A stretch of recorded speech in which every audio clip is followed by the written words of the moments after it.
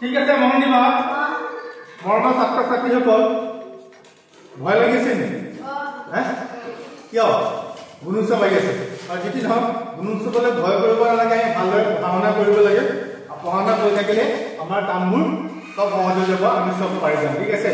মন দিবা আজিও বৰ গুৰুত্বপূৰ্ণ ক্লাছ হ'ব তোমালোকৰ কাৰণে মই আজি লৈ আহিছোঁ লিখি দিছোঁ বৰ্ডত প্ৰাৰ্থনা কৰি থকা সময়তে মই বৰ্ডত লিখি দিছোঁ আজি আমি এইটো ক্লাছত আলোচনা কৰিম 2024 চনত অহা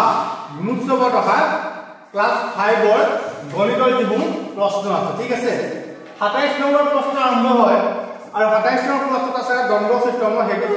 মানে আলোচনা কৰা বহুত জায়গা লৈ ল'ব ঠিক আছে 28 নম্বৰ পৰা আৰম্ভ কৰিছো এইখিনি কি হ'ল গুণোৎসৱত আহিছে হা এইবাৰ গুণোৎসৱ 2024 চনত কোন ক্লাছৰ 5 ঠিক আছে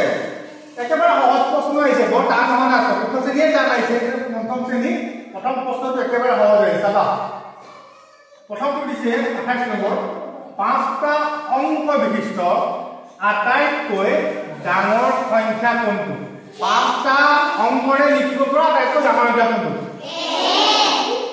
অপচনটো শুনি লোৱা চাই লোৱা ওকে এইটো হ'ব জানো কোনটো হ'ব ডি নহয় এইটোৱে শুদ্ধ কনফিউজ নহবা কোনোবাই নহয় বুলি কৈ দিলে আমাৰ ডাঙৰ কথা হয় যে কোনোবাই কৈ দিলে লগতো ক'লে এইটো নহয়ও ডিটো হ'ব আমি ডিটো ভুল কৰিব নাযাবা সেইকাৰণে আমি ডিটো ভালদৰে লিখিব লাগে ডাঙৰ বুলি ক'লে সদায় ডাঙৰ সংখ্যাকেইটা হয়নে আৰু সৰু বুলি ক'লে একটো পাতি তাৰ পাছত শূন্য লগাই দিয়া গম পাইছা যদি 4টা অংকৰে লিখিব পৰা ডাঙৰ সংখ্যাটো হয় আমি 4টা অংক লিখি দিম 100টা অংকৰে লিখিব পৰা যদি ডাঙৰ সংখ্যাটো কয় আমি 100টা 9 বহাই দিম হৈ গ'ল হয়নে বুজি পাইছা আৰু 100টা অংকৰে লিখিব পৰা আটাইতকৈ সৰু সংখ্যাটো যদি কয় আমি 1 লিখি তাৰ পাছত 99টা শূন্য লগাই দিম এইটোৱে সৰু সংখ্যা বুজি পালে ঠিক আছে নেক্সট মন কৰিবা কৈছে 1 গ্ৰামত কিমান মিলিগ্ৰাম 1 গ্ৰামত কিমান মিলিগ্ৰাম অপচন আছে 10 মিলিগ্ৰাম 1000 মিলিগ্ৰাম দেই 100 মিলিগ্ৰাম আৰু এটো 10000 মিলিগ্ৰাম কোনটো শুদ্ধ ভেৰি গুড 1000 মিলিগ্ৰাম এবাৰ চাবা কৈছে এক সমকোণতকৈ সৰু কোণক কি কোণ কোৱা হয় এক সমকোণতকৈ সৰু সমকোণ মানে কিমান 90 ডিগ্ৰী এক সমকোণত 90 ডিগ্ৰী এই 90 ডিগ্ৰীতকৈ সৰু কোণবোৰক কি বুলি কয় সূক্ষ্মকোণ সমকোণ স্থূলকোণ সৰল কোণ নহয় সৰু সৰুটো সূক্ষ্মকোণ মানে সমকোণ হ'ব লাগে 90 ডিগ্ৰী মানে 90 ডিগ্ৰী হ'ল সমকোণ দেই মনত ৰাখিবা আৰু স্থলকোণ হ'ল 90 ডিগ্ৰীতকৈ বেছি বুজি পাইছা কথাটো 90 ডিগ্ৰী হ'ল এক সমকোণ বুজি পালা ইয়াতকৈ যদি সৰু হয় সূক্ষ্মকোণ ইয়াতকৈ যদি ডাঙৰ হয় স্থলকোণ আৰু প্ৰশ্নৰ পৰীক্ষাত আহি যাব 31 নম্বৰ 2 5 7 9 ৰে গঠন কৰিব পৰা আটাইতকৈ ডাঙৰ সংখ্যা কোনটো কেনেকৈ কৰিম এইটো অংক 2 5 7 9 ৰে গঠন কোনটো হ'ব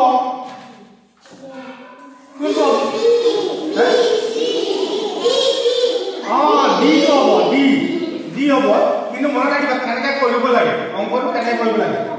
চোৱা মন দিবা 2 5 7 9 ৰে কৈছনে কি হৈছে আটাইতকৈ ডাঙৰটো প্ৰথমতে আটাইতকৈ ডাঙৰ কোনটো হেতু লোৱা নটো প্ৰথম লিখিবা আটাইতকৈ ডাঙৰ কোনটো 9 প্ৰথম তাৰ পাছত 9টো নাই ধৰা আটাইতকৈ ডাঙৰ কোনটো তাৰ পাছত 7টো নাই ধৰা আটাইতকৈ ডাঙৰ কোনটো মানে আৰু আটাইতকৈ 2টো এতিয়া যদি এই প্ৰশ্নটোকে ক'লেহেঁতেন যে আটাইতকৈ সৰু সংখ্যা ডাঙৰ নাই হয় পৰীক্ষাত সৰু বুলি কৈছো এতিয়া কেনেকৈ লিখিবা সৰু বুলি ক'লে মই ডাঙৰ চাইছিলো এইবাৰ আমি সৰু চাম আটাইতকৈ সৰু কোনটো আমি 2টো লিখিম তাৰ পাছত 2টা হয় ন তাৰ পাছত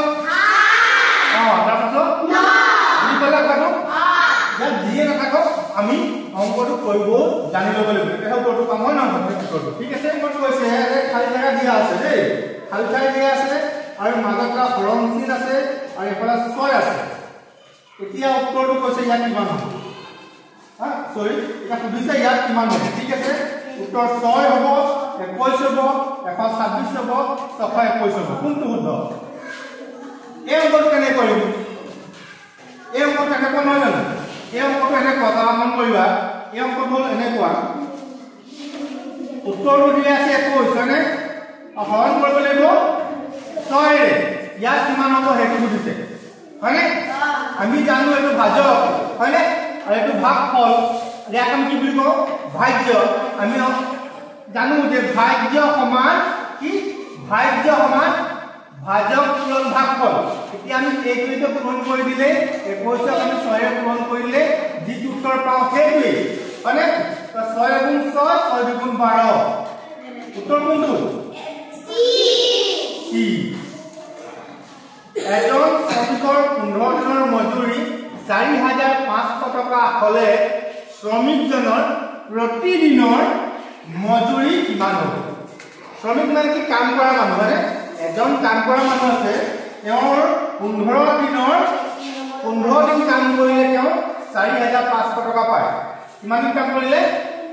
15 দিন কাম কৰিলে তেওঁ 4500 টকা পায় এতিয়া একদিন যদি কাম কৰে তেওঁ কেই টকা পাব একদিন যদি কাম কৰে তেওঁ কেই টকা পাব 15 দিন কাম কৰি যদি পইচাখিনি গোটাই লয় তেওঁ 4500 টকা হয় কি কৰিব লাগিব একদিনত কম পাব নে বেছি পাব কম হলে কি কৰিব লাগিব পুৰণ হৰণ হৰণ ভেৰি গুড হৰণ কেনে কৰিব একো নাই এইটোক আমি 15 ৰে হৰণ কৰি দিলে হ'ল 3 45 হয়নে এতিয়া আমি ময়ে পাই গলো কোনটো হ'ব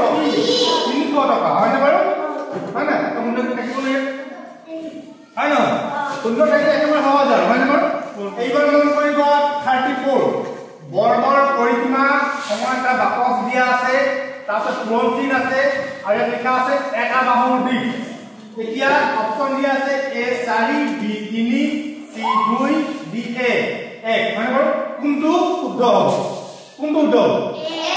এ শুদ্ধ হয় কেনেকৈ শুদ্ধ হ'ব চাবা তোমালোকে জানা বাৰু তথাপি মই বুজাই দিছো এইটো যদি এটা বৰ্গ হয় হয়নে ইয়াৰ পৰিসীমাটো আমি ইয়াৰ দি আমি যোগ কৰি দিব লাগে হয়নে আৰু বৰ্গৰ এই চাৰিটা দিশৰ মাপ সমান হয় হয় নহয় সেইকাৰণে আমি 4 পূৰণ এটা বাহুৰ দিশ আমি লিখি দিলে হৈ গ'ল এতিয়া ধৰা হ'ল এইটো বাহুৰ দিশ হ'ল 5 মিটাৰ কিমান 5 মিটাৰ ইয়াৰ পৰিসীমা কিমান হ'ব 5 মিটাৰ যদি এইটো হয় ইয়াৰ পৰিসীমা এইটো চাবা এইটো 5 হ'ব এইটো 5 হ'ব এইটো 5 হ'ব ইয়াৰ পৰিসীমা কিমান হ'ব 20 মানে 20 মিটাৰ হ'ব হয় বাৰু ঠিক আছে বুজি পাইছা 35 নম্বৰ তলৰ কোনটো সংখ্যা 4 এটা গুণিত কোনটো হ'ব 19 20 21 22 বৰাবৰ কোৱা 22 কেনেকৈ হ'ব 22 নহয় 20 বৰাবৰ ভেৰি গুড ইয়াত খাইছা দিয়া আছে মই পতা নাই উৎপাদক বৃত্ত আছে 40 আছে এনেকা আছে ইয়াত 2 পূৰণ 20 লিখা আছে ঠিক আছে তাৰ পাছত 20 ভাঙি দিয়া আছে 2 পূৰণ খালি জায়গা দিয়া আছে তাৰ পাছত ইয়াত কি হ'ব এইটো এর কোন কিমান হ'ব 4 হ'ব 8 হ'ব 10 হ'ব 18 হ'ব 10 হ'ব ভেৰি গুড কেনেকৈ পালা 10 টো 10 হ'ব কেনেকৈ পালা এইটোকে পূৰণ কৰি দিয়া এইটোকে পূৰণ কৰিলে 10 হ'ব জানো নেক্সট নোট কৰিবা কাৰন আছে তোমাৰ আয়তাকৃতিৰ বাগিচা এখনৰ পৰিসীমা 80 মিটাৰ পৰিসীমা কাৰ পৰিসীমা আয়তাকাৰ বাগিচা এখন হয়নে আৰু বাগিচাখনৰ দিক দিয়া আছে কিমান 28 মিটাৰ এতিয়া বুজিছে কি প্ৰশ্ন কিমান হ'ব ঠিক আছে বুজিবা তবে এটা মই ৰাখি দিও বুজা সহজ যাব চাবা দে কিমান হ'ব বুলি ভাবিছা চাবা মই তো অকন বুজাই দিও এটা বুজিবা এয়া ধৰা হ'ল এখন আয়তাকৃতি বাগিচা হয়নে এতিয়া এই বাগিচাটোৰ পৰিসীমা কিমান 80 আৰু দিগ দি আছে 28 মিটাৰ চাবা সহজে বুজি লোৱা এইটো 28 মিটাৰ মানে আমি জানো যে আয়তৰ এইটো যদি 28 এইটো কিমান হ'ব 28 ভেৰি গুড এতিয়া এইটো যদি আমি যোগ কৰি দিম হয় নে বাৰু আৰু এইটো এটা যোগ কৰিলে পৰিমাণ লাগে হয়নে এইটো যোগ কৰিলে পৰিমাণ লাগিব হয়নে এতিয়া আমি জানো যে এইটো হ'ল প্ৰস্থ হয়নে বাৰু প্ৰস্থটো আমি নাজানো এইটো নাজানো হয় নহয় হয়নে এতিয়া গোটেইকেইটা যোগ কৰিলে কিমান হ'ব চোৱা এনেকৈ আমি কৰিব পাৰোঁ নহয় আয়তৰ পৰিসীমা হ'ল দিক যোগ প্ৰস্থ যোগ দিক যোগ প্ৰস্থ হয় নহয় এতিয়া আয়তৰ পৰিসীমা নহয় জানো আমি এনেকৈ লিখিছোঁ নহয় যে 2 পূৰণ দিক যোগ প্ৰস্থ হয়নে এইটো ব্ৰেকেটত কৰিছিলে এইটো আমাৰ আঁকি বুজি পাইছোঁ না এতিয়া এইটো আঁকি বুজি পাইছোঁ হয়নে হয় নহয় এতিয়া দিক যোগ প্ৰস্থ কিমান হ'ব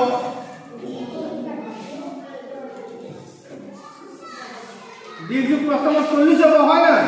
এইটো আঁকি আছে গতিকে দুই এফালে গুচি গ'ল হয় নহয় দুটা দিক আৰু দুটা প্ৰস্থ গতিকে এইটো দুই এফালে গুচি গ'ল 40 মিটাৰ এতিয়া দিক কিমান আছে 28 যোগ প্ৰস্থ আমাৰ 40 এতিয়া আমি প্ৰস্থ উলিয়াই দিম ইয়াত প্ৰস্থ কিমান হ'ব 40 যোগ 28 আমাৰ উত্তৰ কিমান হ'ব 12 মিটাৰ মানে 12 মিটাৰ আছে নে ইয়াত আছে কোনটো ডি হয়নে এই উত্তৰটো বুজি পাইছা নে বাবু বুজি পাইছা হাত ভাগৰ চাৰি এটা সমতুল্য ভগ্নাংশ মই প্ৰশ্নটো ছুটিকে লিখিছোঁ কোনটো হ'ব আছে এতিয়া হাত ভাগৰ চাৰি এটা সমতুল্য ভগ্নাংশ কোনটো হ'ব হাত ভাগৰ চাৰি সৰি 14 ভাগৰ 4 21 ভাগৰ 12 7 ভাগৰ 8 14 ভাগৰ 6 কোনটো হ'ব সমতুল্য ভগ্নাংশ কোনটো আছিল সমান ভগ্নাংশ হয়নে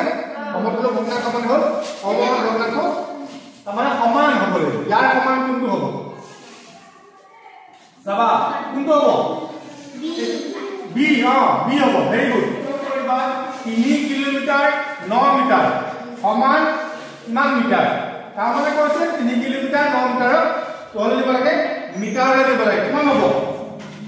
এ দিছে 39 বি দিছে 309 মিটাৰ সি দিছে 390 মিটাৰ আৰু ডি দিছে 3909 মিটাৰ কোনটো উত্তৰ হ'ব ভেৰি গুড ডি মানে বাৰু আমি জানো যে 1 কিলোমিটাৰ আমি অংকটো কৰি চাই লওঁ ইয়াতে আমি জানো যে 1 কিলোমিটাৰ সমান কিমান মিটাৰ 1000 মিটাৰ 1 কিলোমিটাৰ সমান 1000 মিটাৰ মানে ইয়াত কিমান আছে 3 কিলোমিটাৰ মানে 3 কিলোমিটাৰ কিমান হ'ব 3 পূৰণ কৰি 3000 হ'ব হয়নে আৰু এফালে 9 মিটাৰ 9 মিটাৰ কি কৰিম ইয়াত যোগ কৰি দিম আমি মানে কৰি এটা কৰো হয় যাব কি এইটোৱে শুদ্ধ হ'ব ঠিক আছে এতিয়া চাবা 40 নম্বৰ এটা ছবি আঁকি থোৱা আছে ছবি এটা আঁকি থোৱা আছে মন কৰিছানে এই ছবিটো কি কৈছে চোৱা কৈছে ৰং কৰা অংশটো তলৰ কোনটো ভগ্নাংশৰে প্ৰকাশ কৰিব পাৰি এই যে ৰং কৰি থোৱা আছে এই অংশকেইটা ভগ্নাংশত প্ৰকাশ কৰিলে তলৰ কোনটো হ'ব কোনটো অপচন হ'ব এতিয়া 5 ভাগৰ 3 হ'ব নেকি সি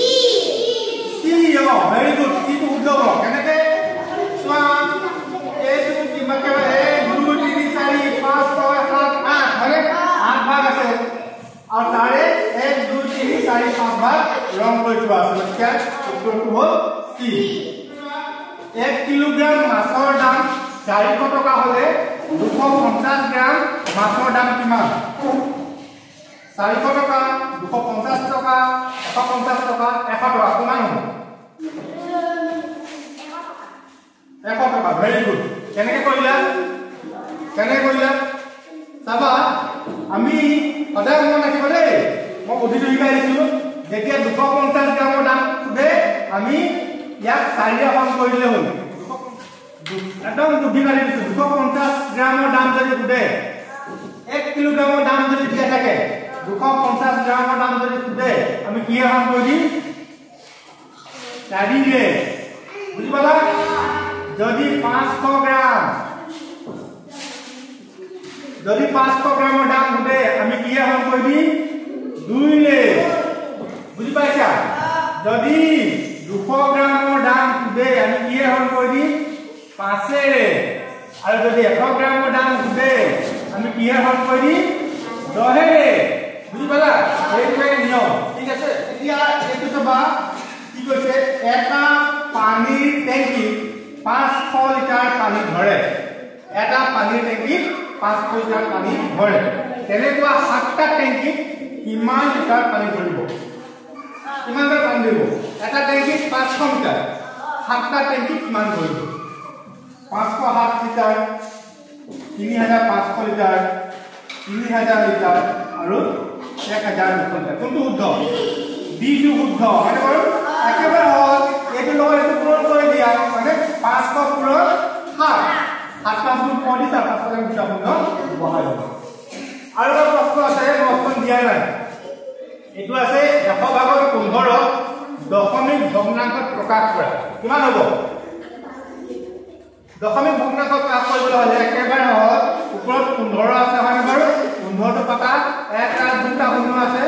ইয়াতে একে দশমিকটা বহাই দিয়া এটা দুটা মানে দুটা পাছত দশমিকটো বহাই দিয়া ঠিক আছে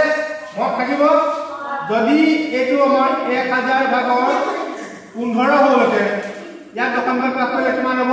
15 টো পাতি ইয়াত শূন্য কেটা আছে এটা দুটা তিনটা আছে তো আমি এই ফলৰ পৰা তিনটা পাছত দশমিক বহাই দিম এটা দুটা আৰু নাই নফকত আমি শূন্য দি পেলাই দশমিকটো বহাই বুজি পাইছা যদি ইয়াত 4টা থাকিলেহেঁতেন ইয়াত যদি শূন্য 4টা থাকিলেহেঁতেন এতিয়া আমি কি কৰিলোহেঁতেন আমি আকৌ 15 টকা পাতিলোহেঁতেন হয়নে আৰু দশমিকটো কেটা পাছত পাতি 4টা পাছত ইয়াত এটা দুটা এতিয়া তিনটা হল হয়নে আৰু এটা শূন্য দিন 4টা দশমিকটো পাতিম বুজি পাইছা